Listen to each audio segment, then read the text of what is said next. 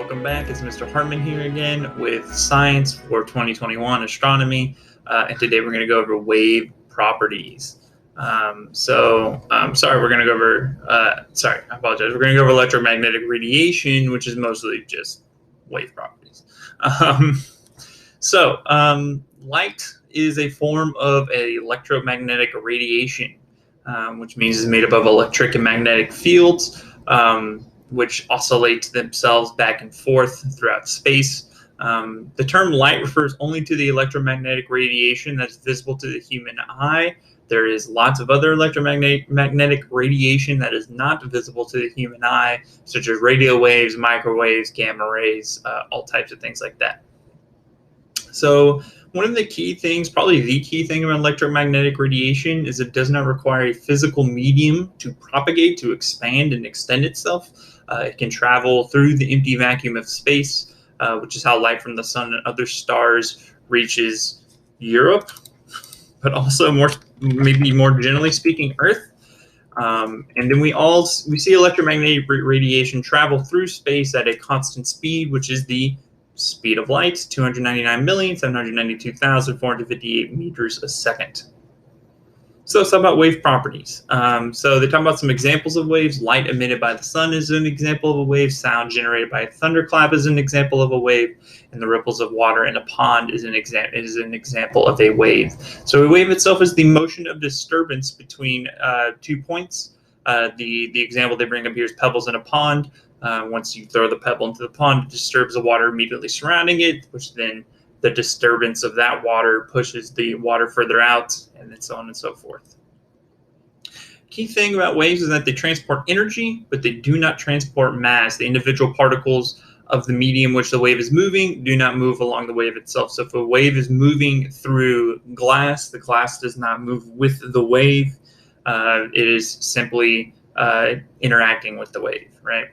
They talk about the buoy as an example, even though the height of the buoy changes over time with the waves of water.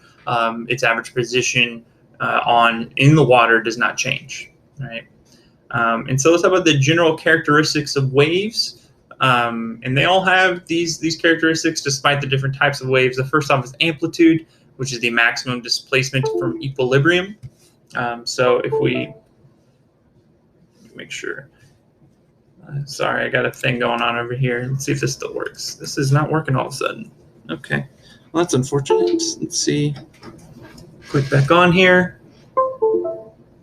We're going to, let me see here. Give me 1 second.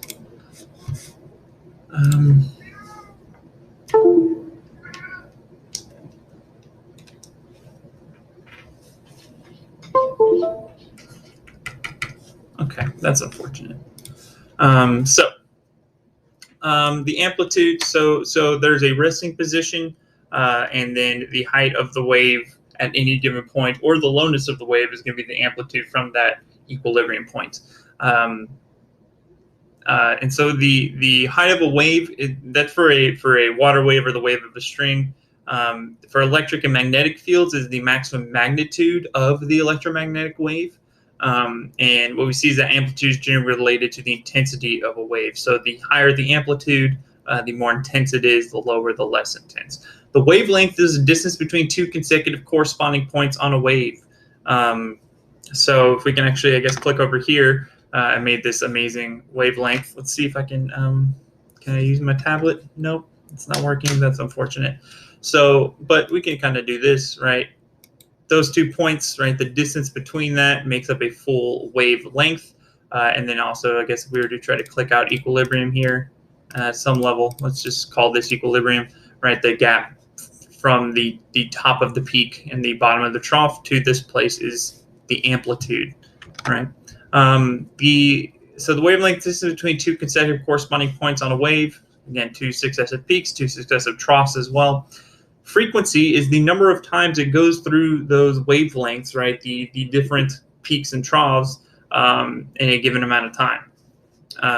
And so the way to measure frequency is hertz.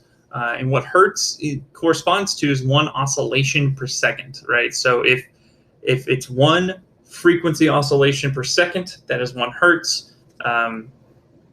usually we're not seeing things or hearing things or anything at that time, but that's whatever.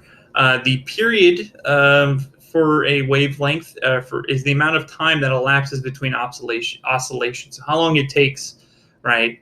Which means it's inversely proportional to the frequency, right? So if the hertz is measuring how many oscillations occur per second, right? And so because of that, right, the period then is going to be the inverse of that. So if the frequency of a wave is 10 hertz, right, that means there's 10 oscillations per second, right? And so because of that, the corresponding period is 0.1 seconds, or 1/10 of a second, because there are 10 oscillations in the second. We also have wave speed, which is related to both the frequency and the wavelength. They talk about using the ruler. I'm not going to get into that.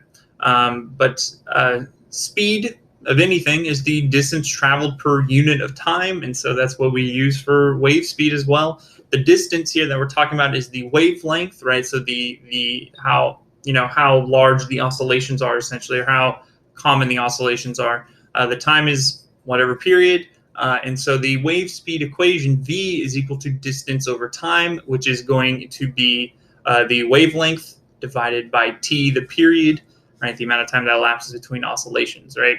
But since we already know that the period is the reciprocal of frequency, right, measured in hertz, we can convert this to V equals F times, frequency times wavelength, right? So that tells us the speed of it, of a given wavelength, all right? So again, because if we go back up here, our frequency and period are inversely proportional, right? So because of that, we can just, so since T is equal to 1 over F, right, we can replace that 1 over F and then just put F into the numerator. V equals F times lambda, or whatever that one is. I forget which one it is. This applies to any wave, not just electromagnetic waves, not just water waves, right? Any type of wave. The higher the frequency, the shorter its wavelength, and then the faster it is, right? So all waves are caused by an initial disturbance or vibration. And particularly what we see with electromagnetic waves that causes them are vibrations of charged particles, specifically electrons and protons. These charged particles are then surrounded by these large electric fields that exert forces upon the other charged particles. So, one electron or proton vibrates, the other particles surrounding it vibrate, right? They exert forces on each other, causing light, electromagnetic waves to be emitted. When a charged particle vibrates, the fluctuation in its electric field causes this pulse, a self-perpetuating pulse that spreads out like ripples in a pond. And this is called a wave packet. This electromagnetic disturbance doesn't need to travel through any medium to be an electromagnetic disturbance, right? A wave packet. Okay.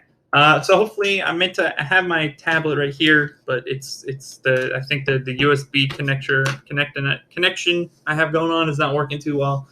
I hope to have that here, but it happens to the best of us. I'm just gonna leave it in. I think it's fun to see me be terrible at this sometimes. So anyway, thank you guys so much for watching this one. Next time we'll cover the electromagnetic spectrum, which is where we get into our different types of waves, electromagnetic waves. But until that video, thank you guys so much for watching, and I will see you in the next one.